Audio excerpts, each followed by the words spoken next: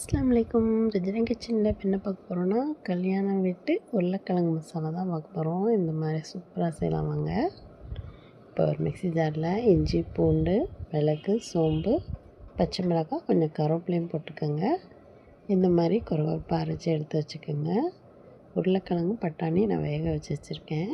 Cauliflower சுடு தண்ணியில் போட்டு எடுத்து வச்சுருக்கேன், மஞ்சத்தூள் போட்டு. இப்போ ஒரு பேனில் எண்ணெய் போட்டுட்டு கடுகு, பருப்பு, வெங்காயம் போட்டு வதக்கலாம். கொஞ்சமாக உப்பு போட்டு நல்லா வதக்கிக்கங்க. இப்போ அந்த தூள் பண்ணோம்ல, அந்த மசாலாவையும் போட்டுக்கலாம். இப்போ தக்காளி போட்டுக்கலாம். கொஞ்சமாக மல்லித்தூள், மிளகாத்தூள், மஞ்சத்தூள் போட்டுக்கலாம். நான் காஷ்மீரி மிளகாத்தூள் தான் போட்டிருக்கேன். காரம் மிளகாத்தூள் கொஞ்சமாக போட்டிருக்கேன். நல்லா வதக்கிட்டு இப்போ நம்ம அந்த உருளைக்கிழங்கு, பட்டாணியெல்லாம் போட்டுக்கலாம்.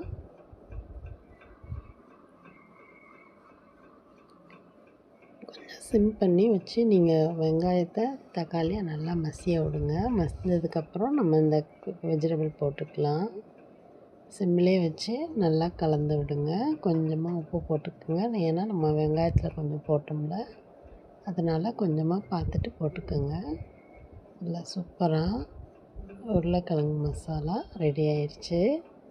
டேஸ்ட்டு சூப்பராக இருக்கும். நீங்களும் கட்டாயமாக ட்ரை பண்ணுங்கள். இது மேலே கொத்தமல்லி தழை போட்டு சர்வ் பண்ணுங்கள். என் வீடியோ பிடிச்சிருந்தா லைக் பண்ணுங்கள், ஷேர் பண்ணுங்கள், கமெண்ட் பண்ணுங்கள். மறக்காமல் சப்ஸ்கிரைப் பண்ணுங்கள். Okay bye. அஸ்ஸலாமு அலைக்கும்.